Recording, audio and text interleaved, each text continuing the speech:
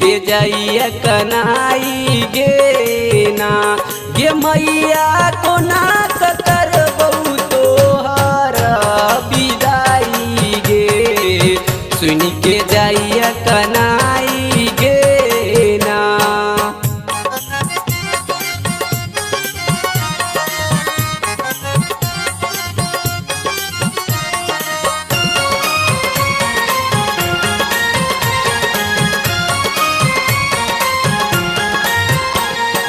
नौ दिन पूजा पाठ कलियौ तोहर भक्ति में मरहलियौ।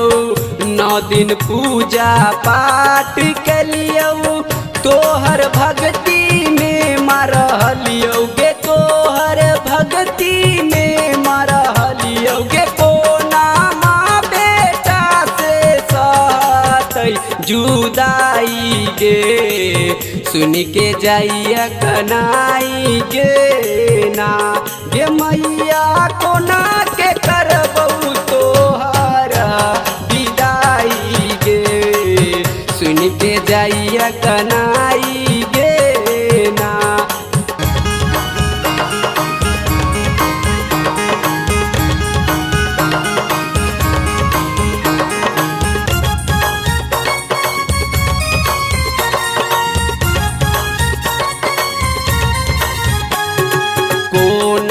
तोरा स दूर रहबौ आपन दुख हम ककरा कहबौ कोना तोरा स दूर रहबौ आपन दुख